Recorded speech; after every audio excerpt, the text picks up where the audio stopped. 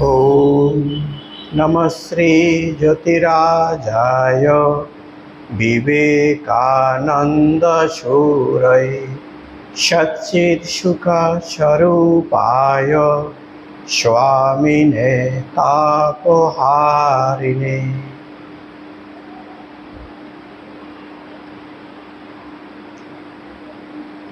আমরা স্বামী শিষ্য সংবাদ পাঠ ও অনুধ্যান করছি। শ্রী শরৎচন্দ্র চক্রবর্তী মহাশয়ের সংকলিত স্বামীজির উপরে যে পুস্তক নিয়ে আমরা অনুধ্যান করছি, স্বামী শিষ্য সংবাদ। গত মাসের ক্লাসে আমরা যে অংশটি অনুধ্যান করেছিলাম খানিকটা আমরা স্মরণ করিনি, তারপরে আমরা তার পরবর্তী বল্লিতে যাচ্ছি। আমরা গত ক্লাসে অনুধ্যান করেছি স্বামীজির রামকৃষ্ণ সঙ্গ নিয়ে পরিকল্পনা, তার রূপরেখা কী হবে এবং কর্মপদ্ধতি কী হবে, এই নিয়ে তিনি বিস্তারিতভাবে রূপরেখা তিনি দিয়েছেন। সেটা 1897 খ্রিস্টাব্দে।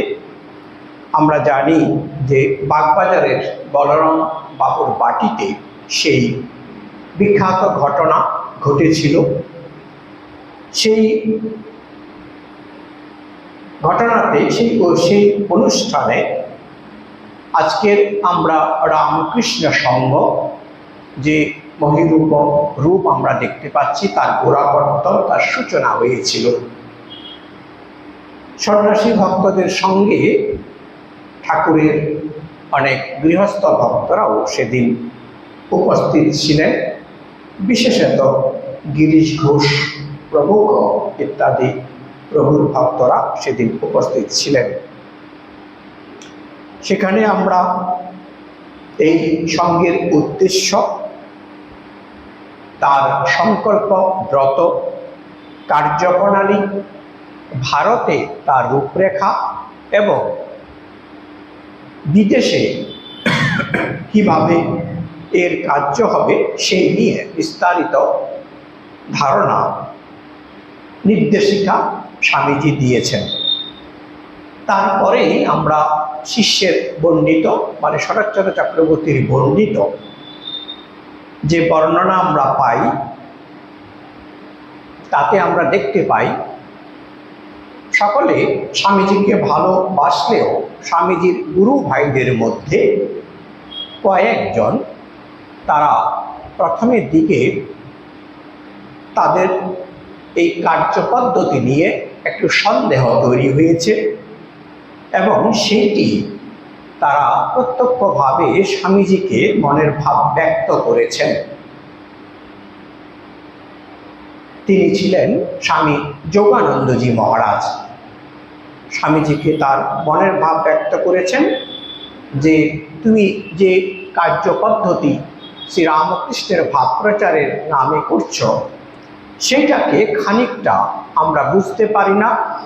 আমাদের একটু সন্দেহ হয় যে প্রভুর ভাবে এই কার্য হচ্ছে কিনা। তাতে আমরা দেখতে পাই স্বামী বিবেকানন্দ খুব জোরালো ভাষায় গুরু ভাই স্বামী যোগানন্দজিকে তার মনের ভাব ব্যক্ত করেছেন। এর মধ্যে বিশেষত যেটি খুব গুরুত্বপূর্ণ, যে তোরা বা আপনারা শ্রীরামকৃষ্ণকে যেভাবে দেখেছেন, প্রভু শুধু সেইটুকু নয়, অনন্ত ভাবময়, তার ভাবের কোনো ইয়ত্তা নেই। সুতরাং তোরা যেভাবে স্বামীজি তার গুরু ভাইকে বলছেন যে তোদের সীমিত গণ্ডিতে শ্রীরামকৃষ্ণকে বদ্ধ করতে চাইছিস, স্পষ্ট ভাষায় স্বামীজি বলছেন আমি সেই গণ্ডি ভেঙে তার ভাব পৃথিবীময় ছড়িয়ে দিয়ে যাব।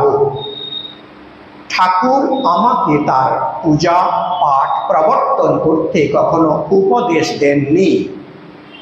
তিনি সাধন ভজন ধ্যান ধারণা ও অন্যান্য উচ্চ উচ্চ ধর্মভাব সম্বন্ধে যে সকল উপদেশ দিয়ে গেছেন সেগুলি উপলব্ধি করে জীবকে তা শিক্ষা দিতে হবে। অনন্ত মত, অনন্ত পথ। সম্প্রদায়পূর্ণ জগতে আরেকটি নতুন সম্প্রদায় গঠিত হতে আমার জন্ম হয়নি। প্রভুর পদতলে আমরা আশ্রয় পেয়েছি, পেয়ে ধন্য হয়েছি।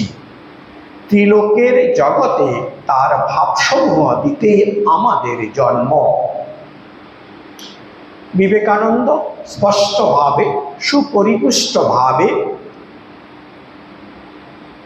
শ্রীরামকৃষ্ণের যে অনন্ত ভাব সেটা তিনি তার গুরু ভাই স্বামী যোগানন্দকে লক্ষ্য করে সারা পৃথিবীর মানুষকে জানিয়ে দিলেন, আমরা জানতে পারলাম। এবং এইটা শুধুমাত্র যে স্বামী যোগানন্দজি মহারাজের সন্দেহ ছিল তা নয়, ধর্মের দীর্ঘকাল ধরে বিভিন্ন প্রচলন, বিভিন্ন প্রায়োগিক দিকের মাধ্যমে চলতে চলতে কখনো কখনো যে সংকীর্ণতা, যে ধর্মান্ধতা বা ভুল ভাবের প্রচলন ঘটে, আমাদের আচার্য এবং আমাদের অবতার পুরুষগণ এসে নতুনভাবে শাস্ত্রীয় পরম্পরাকে আমাদের মধ্যে পুনঃ স্থাপন করাই হচ্ছে তাদের উদ্দেশ্য, যাতে আমরা সঠিকভাবে সেটা জীবনে শাস্ত্রীয়গতভাবে আচরণ করতে পারি, ব্যক্তিগতভাবে এবং সমষ্টিগতভাবে। বিবেকানন্দ সে কথাই বলছেন, ত্রিজগতের লোককে তার ভাবসমূহ দিতেই আমাদের জন্ম। শুধু এখানে বলেই তিনি ক্ষান্ত থাকেননি, খুব গুরুত্বপূর্ণ অংশ গত ক্লাসেও আমরা আলোচনা করেছি, কিন্তু পুনঃ পুনঃ আমরা এই বিষয়ে ধ্যান অনুধ্যান করতে পারি। আমাদের মধ্যেও যে ধারণা আছে তার মধ্যে একটি সুস্পষ্ট রূপরেখা তৈরি হবে। আমাদের নিজস্ব জীবন দর্শন এবং সামাজিকভাবে যেটাকে আমরা বলি কালেকটিভ জীবন দর্শন, সেটা গঠনে এটা খুব সুবিধা হবে। তারপরে স্বামীজি খুব আবেগপূর্ণভাবে বলছেন যে প্রভুর দয়ায় নিদর্শন ভুয়ো ভুয়ো এই জীবনে পেয়েছি। তিনি পিছনে দাঁড়িয়ে এইসব কার্য করিয়ে নিচ্ছেন।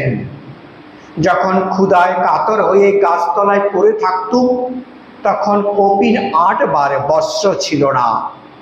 যখন কপোদ্যব শূন্য হয়ে পৃথিবী ভ্রমণে কৃত সংকল্প, তখনও ঠাকুরের দয়ায় সর্ববিষয়ে সহায়তা পেয়েছি।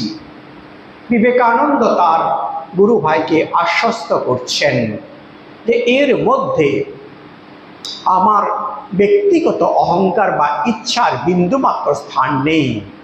প্রভু আমাকে যেভাবে নিয়ে যাচ্ছেন, যেভাবে তিনি আমাকে নির্দেশ দিচ্ছেন, আমি সেইভাবেই করে যাচ্ছি এবং তার ভুয়ো ভুয়ো নিদর্শন আমি এই জীবনে পেয়েছি। সম্মুখে তিনি তার গুরু ভাইকে সেই কথা জানাচ্ছেন, কারণ সন্দেহ নিরসন করতে চাইছেন। তারপরে তিনি আবেদন করছেন, তোরা সন্দেহ ছেড়ে আমার কার্যে সাহায্য কর, দেখবি তার ইচ্ছায় সব পূর্ণ হয়ে যাবে। যুগাবতার আচার্য শিব অবতার আমাদের কাছে বিবেকানন্দ তার আবেদন। তারপরে স্বামী যোগানন্দজি মহারাজের কি অভিব্যক্তি, সেই অংশটুকু আমরা ছুঁয়ে তারপরে আজকে নতুন অংশে আমরা যাব। তিনি বলছেন, তুমি যা ইচ্ছে করবে তাই হবে। আমরা তো চিরদিন তোমারই আজ্ঞা অনুবর্তী। ঠাকুর যে তোমার ভিতর দিয়ে এই সকল করছেন, মাঝে মাঝে তা বেশ দেখতে পাচ্ছি। তবু কি জানো, মধ্যে মধ্যে কেমন খটকা লাগে।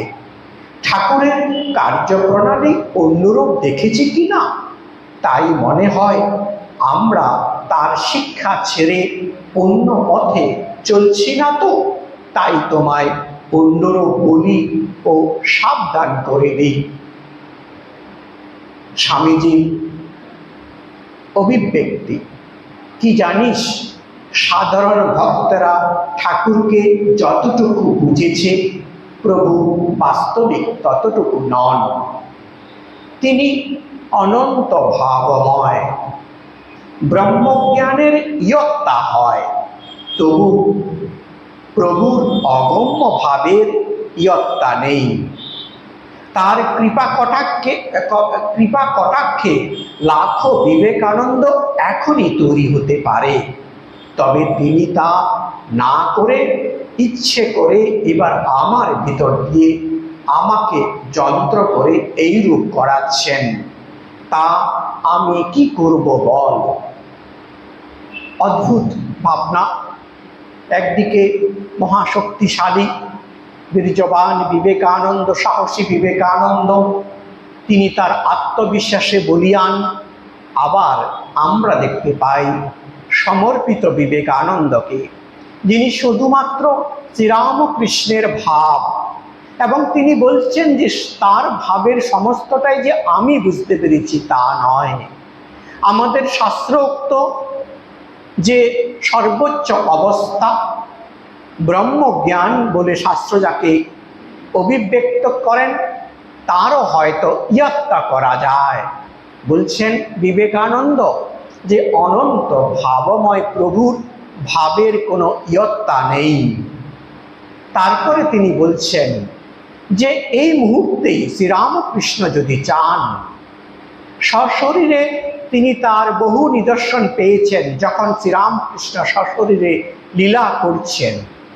বিবেকানন্দ যে সময়ের কথা বলছেন আমরা জানি, শ্রীরামকৃষ্ণ লীলা সম্বরণ করে সূক্ষ্ম শরীরে তাকে চালিয়ে নিয়ে যাচ্ছেন। বলছেন এখনো এই অবস্থাতে তার কৃপা কটাক্ষে লাখো বিবেকানন্দ এখনই তৈরি হতে পারে, তবে তিনি আমাকে দিয়ে করাচ্ছেন, এ তার ইচ্ছা, আমি কি করতে পারি বল? একটি সমর্পিত বিবেকানন্দের, ভক্ত বিবেকানন্দের, প্রভুর দাসরূপে বিবেকানন্দের প্রকাশ। এই বলিয়া স্বামীজি কার্যান্তরে অন্যত্র গেলেন। এবার সেই অপূর্ব অভিব্যক্তি আমরা পাব, গুরু ভাইদের অপূর্ব প্রেমের নিদর্শন আমরা পাব। শ্রীরামকৃষ্ণ যে পার্ষদগণ, তাদের মধ্যে যে প্রেমের সম্পর্ক, যে শ্রদ্ধার সম্পর্ক এবং যে আজ্ঞানুবর্তিতা, তার যে নিদর্শন, সেইটা আমরা এখন পাব। স্বামী যোগানন্দজি মহারাজ এবার শিষ্যকে বলছেন, ততক্ষণে স্বামীজি সেই স্থানে আর নেই। বলছেন, আহা, নরেনের বিশ্বাসের কথা শুনলি? বলে কিনা বিবেক ঠাকুরের কৃপা কটাক্ষে লাখো বিবেকানন্দ তৈরি হতে পারে। কি গুরু ভক্তি! আমাদের উহার 1% একাংশ ভক্তি যদি হতো তো ধন্য হতুম। স্বামী বিবেকানন্দ তার প্রিয় ভাই নরেনের প্রতি স্বামী যোগানন্দজি মহারাজের যে অপূর্ব ভক্তি, অপূর্ব প্রেম এবং শ্রদ্ধা, এবং বিবেকানন্দের গুরু ভক্তির যে অপূর্ব নিদর্শন তিনি তার শিষ্যকে, স্বামী আমাদের শরৎচন্দ্র চক্রবর্তীকে বলছেন। শিষ্য তারপরে বলছেন, মহাশয়, স্বামীজি সম্বন্ধে ঠাকুর কি বলতেন? শিষ্য বহু মুখে বহুভাবে স্বামীজির সম্বন্ধে শুনেছেন।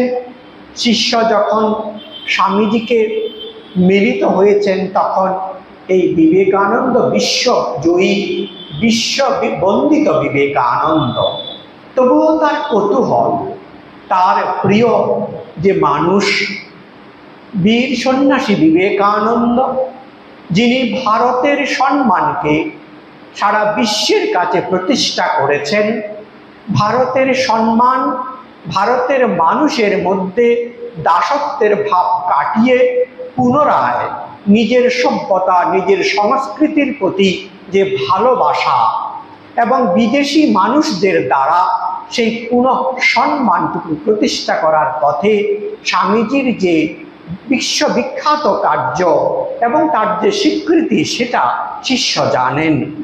কিন্তু তিনি শুনতে চাইছেন শ্রীরামকৃষ্ণের অভিব্যক্তি, তার কি অনুভূতি ছিল, তিনি হয়তো খণ্ড খণ্ড ভাবে শুনেছেন, সেটা আবার তিনি স্বামী যোগানন্দজির কাছে শুনতে চাইছেন।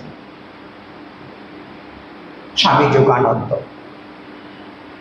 তিনি বলতেন, মানে শ্রীরামকৃষ্ণ বলতেন যে এমন আধার এই যুগে জগতে আর কখনো আসেনি।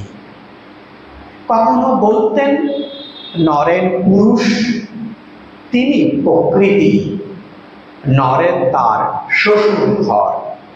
কখনো বলতেন অখণ্ডের ধার, কখনো বলতেন অখণ্ডের ঘরে, যেখানে দেবদেবী সকল ব্রহ্ম হতে নিজের নিজের অস্তিত্ব পৃথক রাখতে পারেননি, লীন হয়ে গেছেন। 7 জন ঋষিকে আপন আপন অস্তিত্ব পৃথক রেখে ধ্যানে নিমগ্ন দেখেছি। 7 জন ঋষিকে, আচ্ছা, নরেন তাদেরই একজনের অংশাবতার। শ্রীরামকৃষ্ণের অনুভূতি, তার যে দর্শন, সেটাই আমরা পড়ছি। কখনো বলতেন জগৎপাল নারায়ণ নর ও নারায়ণ নামে, নর ও নারায়ণ, এই যে 2 ঋষিমূর্তি পরিগ্রহ করে জগতের কল্যাণের জন্য তপস্যা করেছিলেন, নরেন সেই নর ঋষির অবতার। কখনো বলতেন সুখদেবের মতো মায়া স্পর্শ করতে পারেনি নরেন্দ্রনাথকে। ঠাকুরের অভিব্যক্তি, এই অংশগুলো আমাদের কাছে আমরা যদি সব অর্থসহ ব্যাখ্যা করতে পারি, সেটা আমাদের সাধ্যের অতীত। প্রথমেই বুঝতে হবে এগুলো শ্রীরামকৃষ্ণের দর্শন।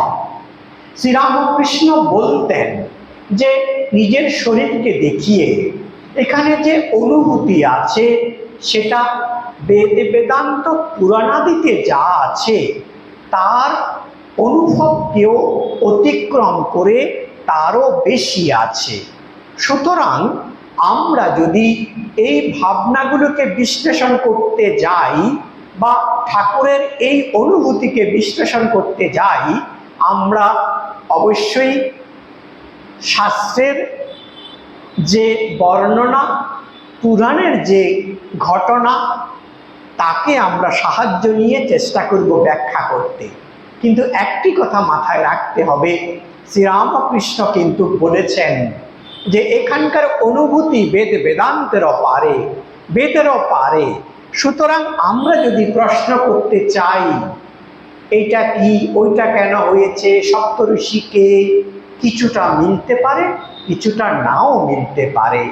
কারণ আমরা যাই ব্যাখ্যা করি না কেন, সেইটা কিন্তু আমাদের হাতে যে অথরিটি, সেটা হচ্ছে বেদ, উপনিষদ এবং পুরাণ আদি।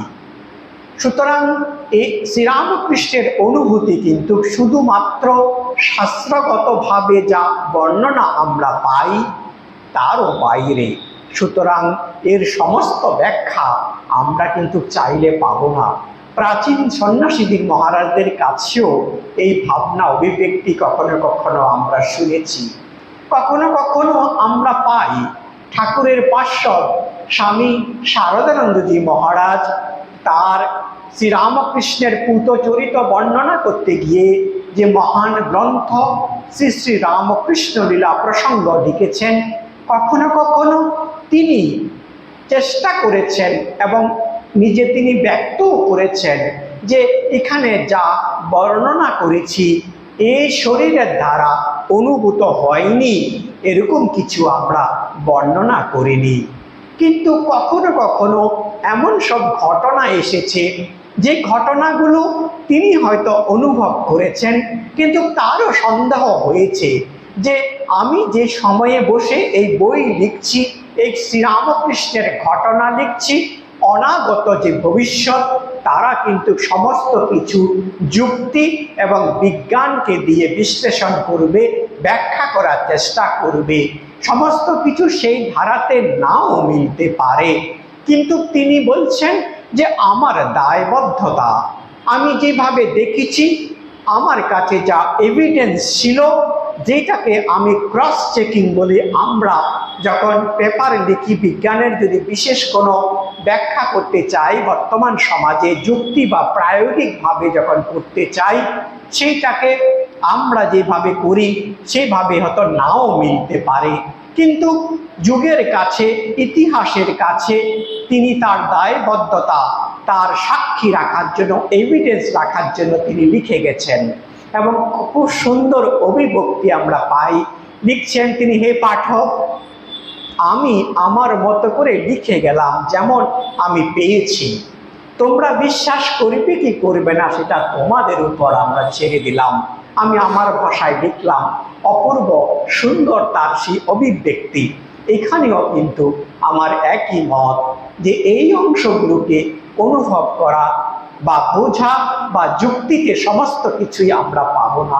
সাধারণত রামকৃষ্ণ বিবেকানন্দের মধ্যে একটি যে বিশেষ দিক, এই ভাবধারার সমস্ত কিছুকে যুক্তি এবং তর্কের মাধ্যমে বিশ্লেষণ করা। স্বামীজি বলেছেন, আমরা বেদান্তের মধ্যে পাই, ভবিষ্যৎ ধর্ম বেদান্ত, সেই বক্তৃতাতে তিনি বলে গেছেন যে ভবিষ্যতের এমন একটি ধর্ম জায়গা আসছে যেখানে আমাদের ধর্মের, পুরাণের, বেদের সমস্ত কিছুকে বিজ্ঞানের কাছে, যুক্তির কাছে, তর্কের কাছে, আগত যুগের যে শিক্ষার যে ধারা তার কাছে পরীক্ষা দিতে হবে এবং পরীক্ষা দিয়ে তাকে পুনঃ প্রমাণিত করতে হবে। বর্তমান যুগ না হলে সেটাকে গ্রহণ করবে না। সেই সত্যটি সত্যি হোক বা মিথ্যা হোক, সেটা যদি গ্রহণযোগ্য হতে হয় সেটাকে কিন্তু বর্তমান আমাদের যে শিক্ষা, বিশ্লেষণ এবং গ্রহণযোগ্যতার যে পদ্ধতি তার মধ্যে দিয়ে দিতে হবে। এবং তিনি একটি ভবিষ্যৎবাণী করে গেছেন যে আমি দেখতে পাই বেদান্ত ছাড়া আর কোনো মতই হয়তো সেইভাবে বিজ্ঞানের কাছে, যুক্তির কাছে দাঁড়াতে পারবে না। সেজন্য আমরা দেখতে পাই যে শ্রীরামকৃষ্ণের সমস্ত ভাব, আরো অনন্ত ভাব তিনি বলেছেন। বিবেকানন্দ তিনি নিজ মুখে বলেছেন যে সব কথা তিনি বলে যাননি। এমনকি আমরা দেখতে পাই বিবেকানন্দকে যখন কালী রহস্য নিয়ে প্রশ্ন করা হয়েছিল, তিনি সেটাকে নিয়েও বিশেষ বলে যাননি। হয়তো নিবেদিতাকে কিছু বলে গেছিলেন, সেই জন্য আমরা নিবেদিতার কালীর উপরে যে প্রবন্ধ, অপূর্ব সুন্দর ব্যাখ্যা খানিকটা পাই, আশা করতে পারি হয়তো নিবেদিতাকে তিনি কিছুটা বলেছিলেন, প্রকাশ্যে বিশেষ আমরা সেটা পাই না। এরকম অনেক কিছু আমরা মৌখিকভাবে এই পুস্তকটির সম্বন্ধেও জানতে পারি প্রাচীনদের কাছে। যেই রূপে আমরা এই পুস্তকটিকে পাই এর কলেবর আরো অনেক বেশি ছিল, এমন অনেক অনুভূতি ছিল যেগুলোকে আমরা অলৌকিক অনুভূতি বলি। তখনকার দিনে আমাদের উদ্বোধনের যে মহারাজরা ছিলেন তারা সেটাকে অনেকখানি অংশ আরো সংকলন করে বর্তমান যুগের সকলের কাছে গ্রহণযোগ্য রূপে বিবেকানন্দের ভাবনাকে উপস্থাপনা করেছেন। সেই জন্য এই বইটি সাধারণ যুব সমাজের কাছেও খুবই আদরের এবং সমানভাবে গ্রহণযোগ্য। শিষ্য কিন্তু যে কথাগুলি বললাম, শিষ্য শরৎচন্দ্র চক্রবর্তীও একইভাবে সেই প্রশ্ন তুলেছেন। তিনি বলছেন, এই কথাগুলো কি সত্য, না ঠাকুর ভাবমুখে এক এক সময়ে এক এক রূপ বলিতেন যোগানন্দ? তিনি তার অনুভূতি বলছেন, তার কথা সব সত্য, তার শ্রীমুখে ভ্রমেও মিথ্যা কথা কখনো বেরোতো না।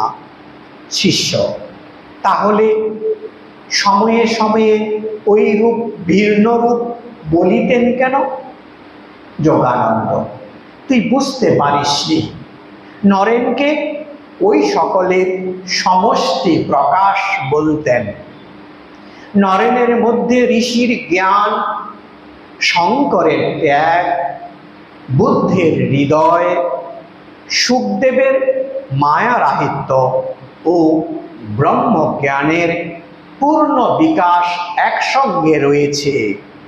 দেখতে পাচ্ছিস না? কিছুক্ষণ আগেই আমরা দেখতে পাই যে স্বামী যোগানন্দজি মহারাজ স্বামীজির কর্মপদ্ধতি নিয়ে প্রশ্ন করেছেন। বিবেকানন্দ তার প্রিয় গুরু ভাইকে সেই ব্যাখ্যা দিয়েছেন। তারপরেই আমরা দেখতে পাই বিবেকানন্দের প্রতি পূর্ণ আজ্ঞানুবর্তিতা, সমর্পণ নেতা হিসাবে এই শ্রীরামকৃষ্ণ ভাবের যে নেতা স্বামীজিকে ঠাকুর চুজ করে গেছেন, তার প্রতি পূর্ণ সমর্থন তিনি দিয়েছেন। এবং এখন তার সেই সমর্থন আমরা দেখতে পাই যে শ্রীরামকৃষ্ণ স্বামী বিবেকানন্দ সম্বন্ধে, প্রিয় নরেন সম্বন্ধে যে ভাবনাগুলো বলেছেন, সেইটাকে নিয়ে স্বামী যোগানন্দজি মহারাজেরও পূর্ণ বিশ্বাস। বলছেন ঋষির বেদ জ্ঞান, সমষ্টিভাবে সমস্ত ঋষিদের যে জ্ঞান স্বামীজির মধ্যে তা। বলছে শঙ্করের মধ্যে যে প্রচণ্ড বিবেক, বৈরাগ্য, ত্যাগ স্বামীজির মধ্যে তা উপস্থিত। বুদ্ধের মধ্যে যে তার প্রখণ্ড হৃদয়, যে কোনো তার হৃদয় প্রেমী কারণে তিনি নিজের প্রাণ একাধিকবার বিসর্জন দিতে প্রস্তুত, সে হৃদয় স্বামীজির মধ্যে। সুখদেবের মায়ারাহিত্য ও ব্রহ্মজ্ঞান, আমরা জানি ভাগবত পুরাণে সুখদেবের কথা আছে। তাকে কোনোদিন ছোটবেলা থেকেই তিনি ছিলেন পূর্ণ সন্ন্যাসী, কখনো তাকে মায়া স্পর্শ করতে পারেনি। তিনি জন্ম থেকে ছিলেন সিদ্ধ ব্রহ্মজ্ঞানী। এতগুলো জ্ঞানের পূর্ণ সমষ্টি, কালেকটিভ রূপ স্বামী যোগানন্দজি মহারাজ বলছেন ঠাকুরের অভিব্যক্তি, ঠাকুরের ভাবনা শিষ্যকে বলছেন যা বলতেন সব সত্যি। শ্রীরামকৃষ্ণ যা বলেছেন সব সত্যি। স্বামী যোগানন্দজি মহারাজও সেই সব বিশ্বাস করেন। শিষ্য শুনিয়া নির্বাক হইয়া রহিল। ইতিমধ্যে স্বামীজি ফিরিয়া আসিয়া শিষ্যকে বলিলেন, স্বামীজি আবার সে আলোচনায় ফিরে এসেছেন। এসে একটি প্রসঙ্গান্তরে আমরা এবার ঢুকছি। শিষ্যকে বলছেন, তোদের ওই দেশে ঠাকুরের নাম বিশেষভাবে লোকে জানে কি? আমরা জানি শরৎচন্দ্র চক্রবর্তী শিষ্য নামে যিনি পরিচিত এই পুস্তকে, স্বামীজির প্রিয় শিষ্য, যাকে তিনি বাঙ্গাল বলতেন স্নেহ করে। তার কারণ তিনি পূর্ববঙ্গের থেকে এসেছিলেন, অধুনা বাংলাদেশ, সেখান থেকে তিনি এসেছেন। সেই জন্য বলছেন যে ও দেশে ঠাকুরের নাম বিশেষভাবে, মানে এমনি জানে কিনা সেটা নয়, বিশেষভাবে তার ভাবকে গ্রহণ করেছেন যথাপযুক্ত লোক আছে কিনা। শিষ্য মহাশয় এক নাগ মশাই ওই দেশ হইতে ঠাকুরের কাছে আসিয়াছিলেন। তাহার কাছে শুনিয়া এখন অনেকেরই ঠাকুরের বিষয় জানিতে কৌতূহল হইয়াছে, কিন্তু ঠাকুর যে ঈশ্বর অবতার এই কথা ওদেশের লোকেরা এখনো জানিতে পারেন নাই। কেহ কেহ ও কথা শুনিলেও বিশ্বাস করে না। স্বামীজি, ও কথা বিশ্বাস করা কি সহজ ব্যাপার? আমরা তাকে হাতে নেড়ে চেড়ে দেখলুম, তার নিজ মুখে ওই কথা বারংবার শুনলুম, 24 ঘন্টা তার সঙ্গে বসবাস করলুম। তবু আমাদেরও মধ্যে সন্দেহ হয়, মাঝে মাঝে সন্দেহ আসে। তা অন্যের পরে কা কথা। এটি একটি গুরুত্বপূর্ণ অংশ, অবতার তত্ত্ব। আমাদেরকে মাথায় রাখতে হবে, আমাদের এই অবতার তত্ত্ব কিন্তু হিন্দু ধর্মের একটি অংশ। এটি কিন্তু আমাদের বেদান্ত, বেদোক্ত বেদান্তে ধর্মের মধ্যে এই অবতার তত্ত্বের কথা নেই। এটি পরবর্তীকালে পুরাণের মধ্যে আমরা এই অংশটুকু পাই।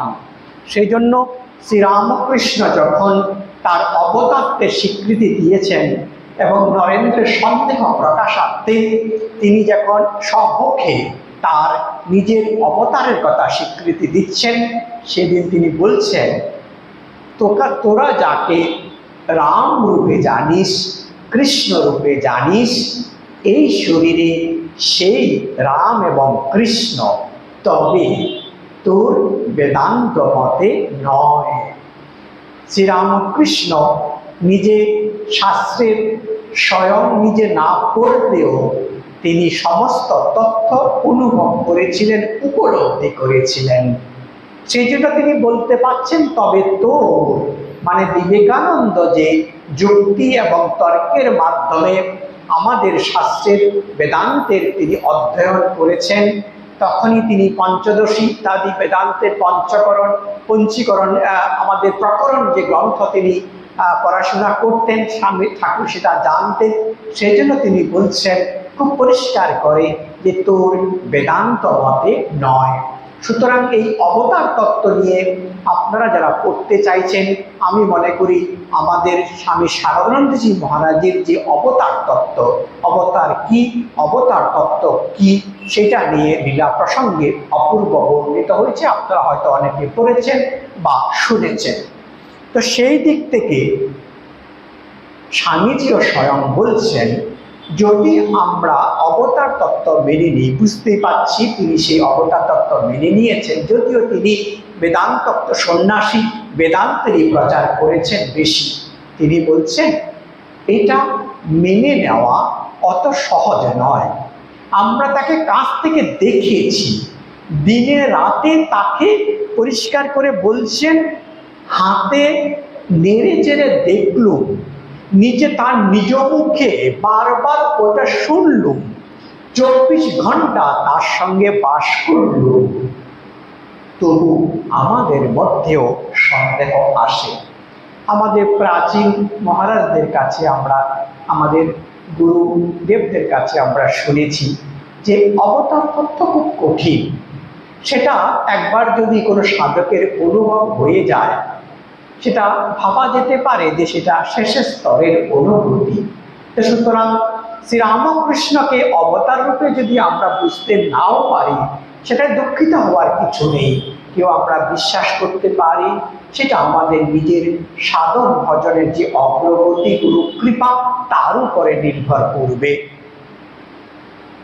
শিষ্য মহাশয়, ঠাকুর যে পূর্ণ ব্রহ্ম ভগবান, এই কথা তিনি আপনাকে নিজে মুখে কখনো বলিয়াছিলেন কি? স্বামীজি কতবার বলেছেন, আমাদের সবাইকে বলেছেন। তিনি যখন কাশীপুরের বাগানে যখন শরীর যায়, তখন আমি তার বিছানার পাশে এক মনে মনে ভাবছি, এই সময় যদি বলতে পারো আমি ভগবান, তবে বিশ্বাস করব তুমি সত্য সত্যই ভগবান। তখন শরীর যাবার 2 দিন মাত্র বাকি। ঠাকুর তখন হঠাৎ আমার দিকে চেয়ে বললেন, যে রাম, যে কৃষ্ণ, সেই ইদানীং এই শরীরে রামকৃষ্ণ। তো বেদান্তের দিক দিয়ে নয়। আমি শুনে অবাক হয়ে রইল। প্রভুর শ্রীমুখে বারবার শুনেও আমাদেরই এখনো পূর্ণ বিশ্বাস হলো না। সন্দেহ, নিরাশ হয়, মন মাঝে মধ্যে আন্দোলিত হয়। তো অপরের কথা আর কি বলবো? আমাদেরই মতো দেহবান এক ব্যক্তিকে ঈশ্বর বলে নির্দেশ করা ও বিশ্বাস করা বড়ই কঠিন ব্যাপার। সিদ্ধ, ব্রহ্মজ্ঞ এইসব বলে ভাবা যায়। তাই যাই কেন তাকে বলো না, ভাবো না, মহাপুরুষ বলো, ব্রহ্মজ্ঞ বলো, তাতে কিছু আসে যায় না। কিন্তু ঠাকুরের মতো এমন পুরুষোত্তম জগতের ইতিপূর্বে আর কখনো আগমন করেন নাই। সংসারের ঘোর অন্ধকারে এখন এই মহাপুরুষেই জ্যোতিস্তম্ভ স্বরূপ। এর আলোতেই মানুষ এখন সংসার সমুদ্রের পারে চলে যাবে। অবতারের প্রধান পার্শ্বদ দুটো ভাবনা, দুটো তত্ত্ব। যখন আমরা বেদান্তের কথা বলবো তখন অবতার তত্ত্ব আলোচনা করব না, আবার যখন অবতার তত্ত্ব করব তখন বেদান্তের ভাবনা নিয়ে আমরা কথা বলবো না।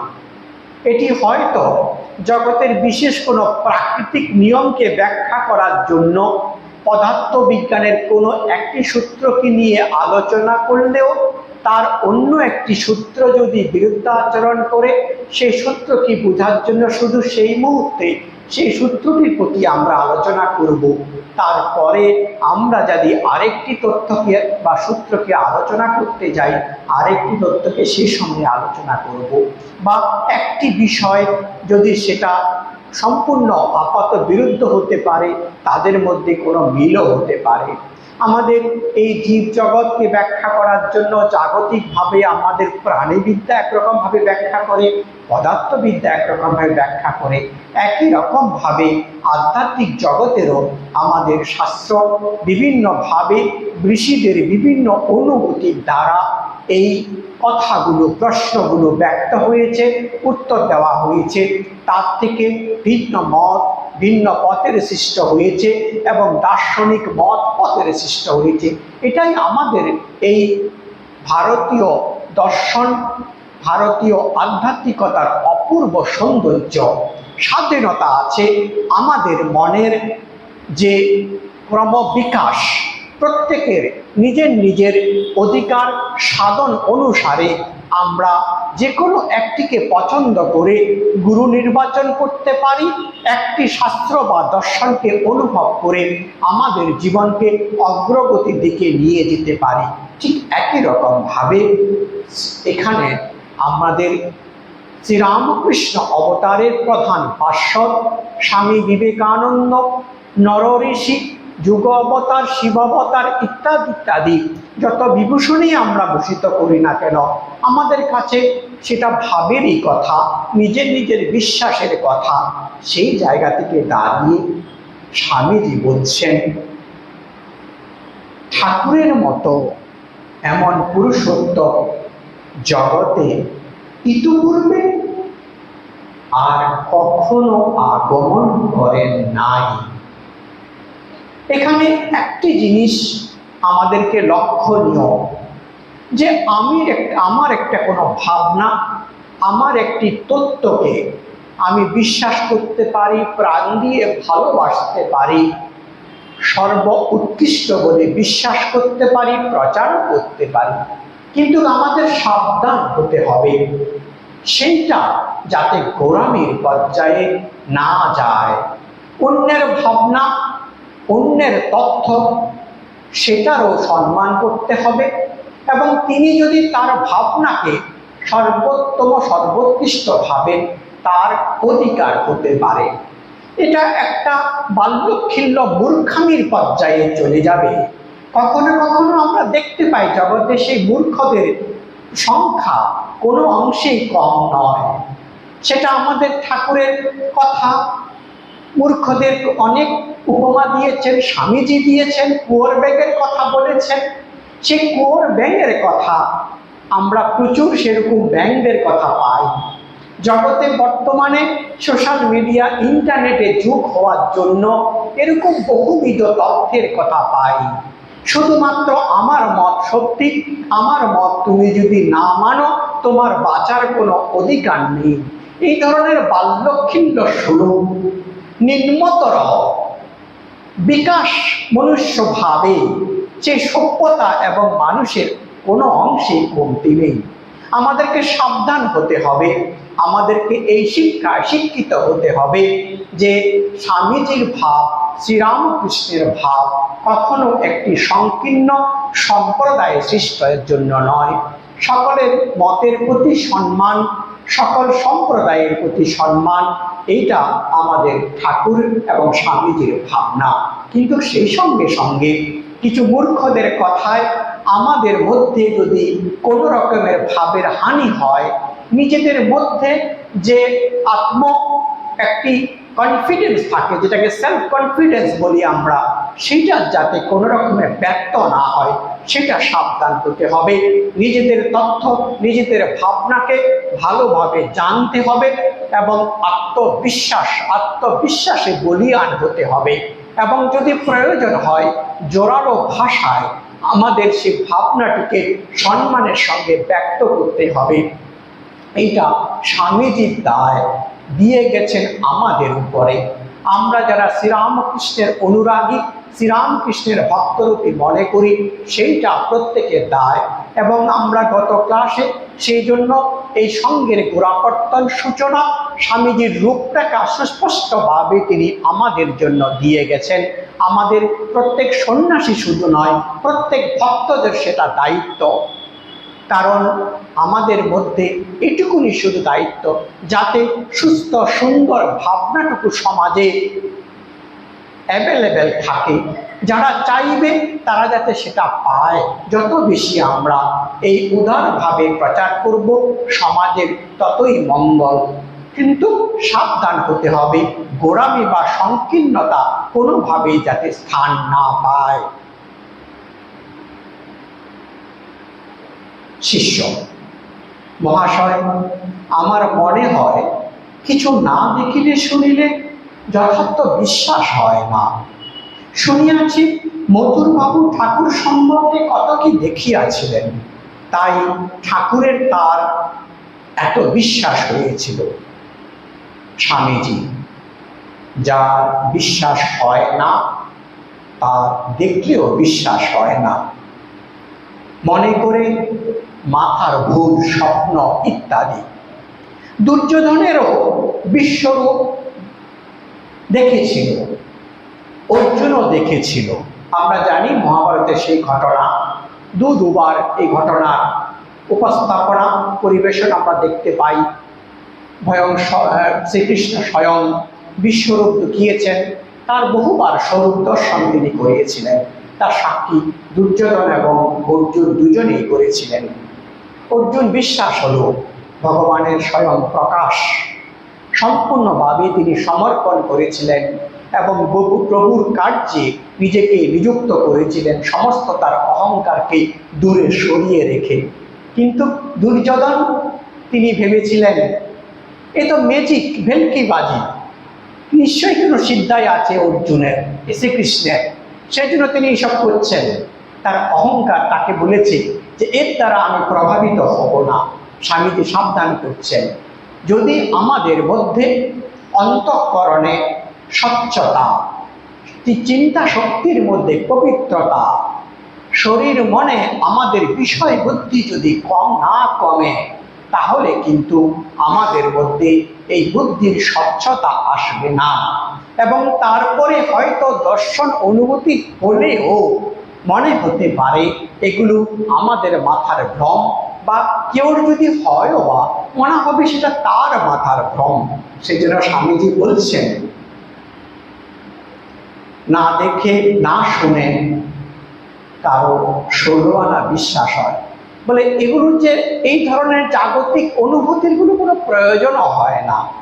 আমাদের মধ্যে স্বচ্ছতা, বুদ্ধির প্রজ্ঞতা,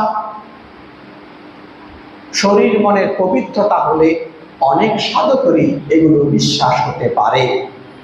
তারপরে স্বামীজি বলছেন, এখানে আমরা দেখতে পাই ভক্ত বিবেকানন্দকে। জ্ঞানী বিবেকানন্দের রূপ নয়, বলছেন সার কথা হচ্ছে তার কৃপা লেগে থাকতে হয়, তবে তার কৃপা হবে। এই কৃপার কথা শাস্ত্রে বহু ব্যাখ্যা আসছে। পুরুষকার ও কৃপা এই দুটি অনেক দার্শনিক তত্ত্ব, অনেক আলোচনা, অনেক বইয়ের উপর লেখা হয়েছে।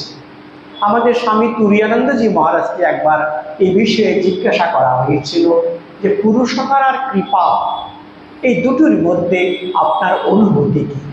মহারাজ বলেছিলেন যে এই দুটি সমান তালে চলে, সমানভাবে পুরুষকারও আছে, কৃপাও চাই। আর শ্রীরামকৃষ্ণের বিখ্যাত উদাহরণ আমরা পাই যে একটি গরুকে একটা দড়ি দিয়ে খুঁটি দিয়ে বাঁধা আছে, ওর নির্দিষ্ট গণ্ডির মধ্যে যে ঘাসটুকু আছে এই ঘাসটুকু খাওয়া তার উপরে, এটা তার পুরুষকার। এর বাইরের ঘাস যদি ওই গরুটি খেতে চায় তাহলে গরুটার মালিকের উপর নির্ভর করতে হবে, আর কোনো উপায় নাই। গরুটি তার সীমাবদ্ধতা বন্ধনের মধ্যে আছে। তবে যদি গরুটা সমস্ত ঘাসটাকে নিষ্ঠা করে খেয়ে শেষ করে নেয়, সম্ভাবনা খুবই বেশি গরুর মালিকের কৃপা হবে যে এই গরুটির তো আর কোনো ঘাস নেই এখানে খাওয়ার, তাকে আমি এখান থেকে তুলে যেখানে ঘাস আছে সেইখানে আমি আবার পুনঃ স্থাপন করে দিই। একই রকমভাবে আমরা যদি আমাদের যে পুরুষকার, শরীরের, মনের, বুদ্ধির যে অহংকার আছে সেটাকে যদি পূর্ণভাবে আমরা কাজে লাগাই, যেখানে আমাদের অহংকারের শেষ হবে সেখান থেকে কৃপা বাতাস বইবে, কৃপার অনুভব আমরা করতে পারবো। স্বামীজি বলছেন তবে কৃপা কৃপা কৃপা লেগে থাকতে হবে। লেগে থাকা স্বামীজি আমাদের ঠাকুর শ্রীরামকৃষ্ণ কথামৃতে সে চাষার গল্প বলেছেন যে একবার খরা হয়েছে, দুবার খরা হয়েছে বলে সে খানদানি চাষি চাষ বন্ধ করেন না, লেগে থাকা। সে বর্ণনার কথা, গল্পের কথা আমরা জানি। শিষ্য প্রশ্ন করছেন কৃপার কি কোনো নিয়ম আছে মহাশয়? হাও বটে, নাও বটে। এখানে যে কথাগুলো বললাম সেটাই। শিষ্য কি রূপ?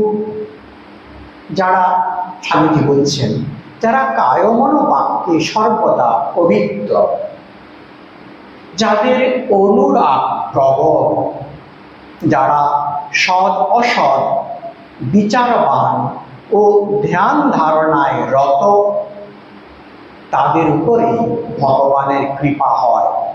তবে ভগবান প্রকৃতির সকল নিয়মের বাইরে, কোনো নিয়ম নীতির বশীভূত নন। ঠাকুর যেমন বলতেন তার মানে ভগবানের ছেলের স্বভাব।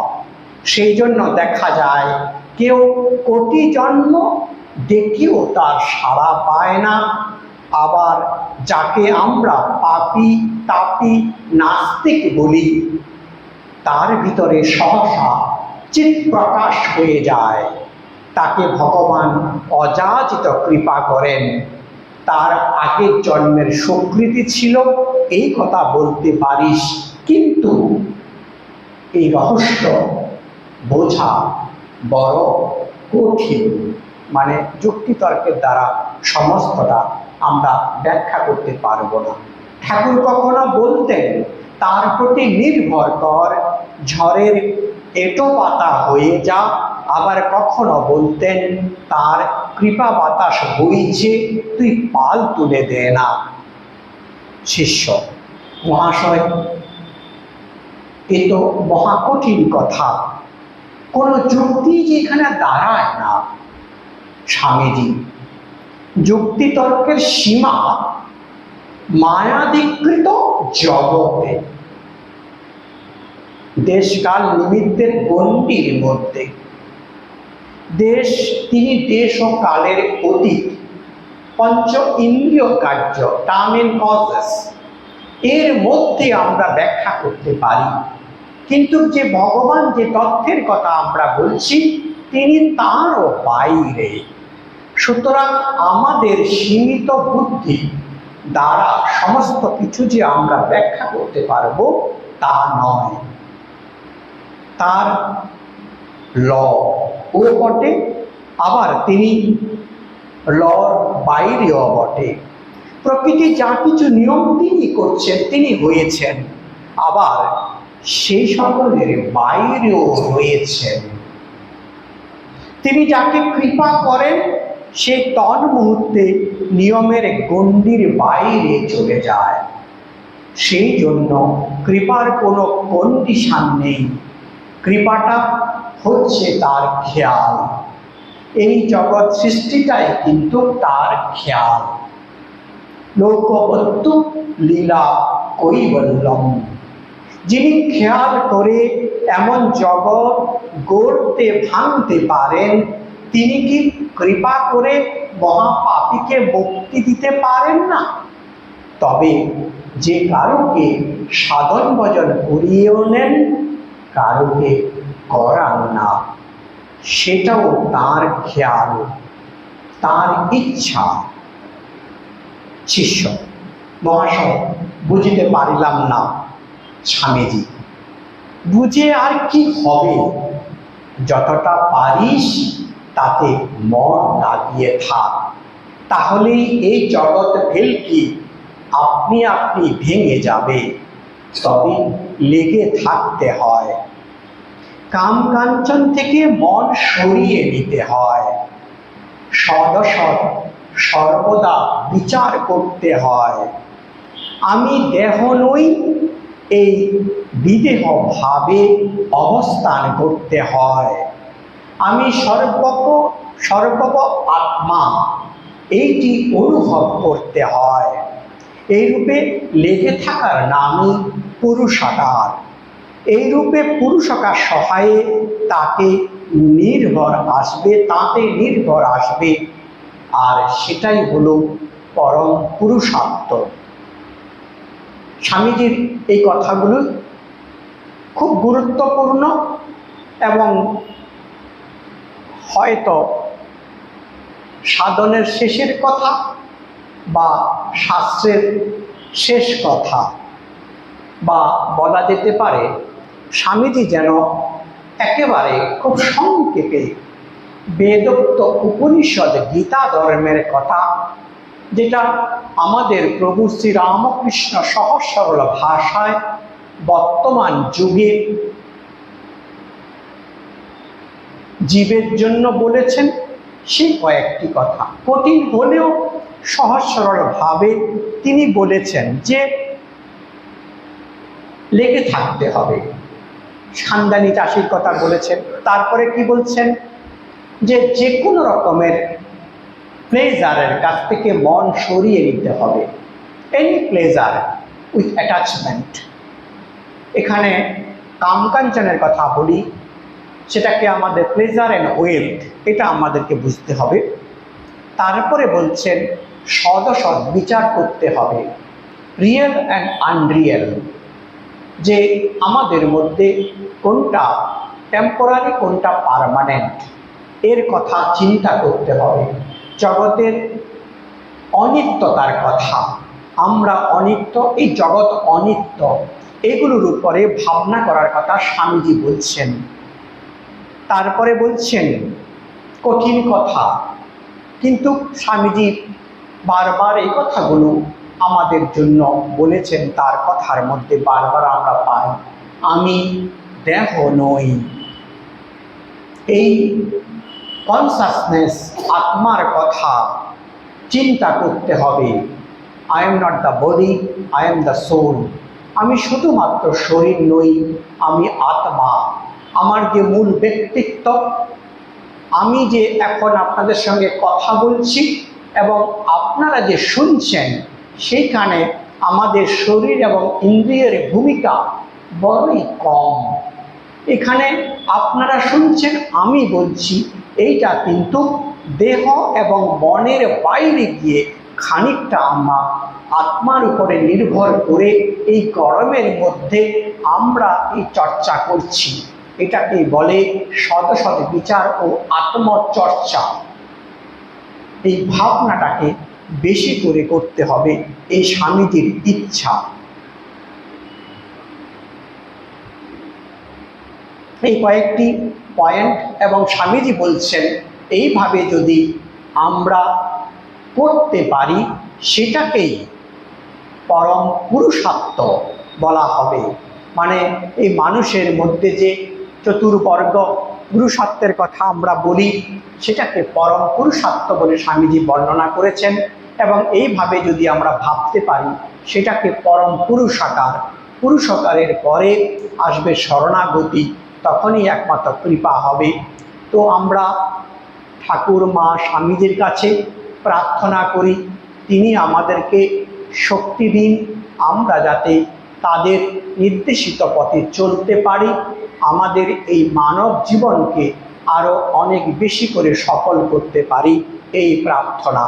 ওম শান্তি শান্তি শান্তি। হরি ওম তৎসৎ। শ্রীরামকৃষ্ণার্পণমস্তু।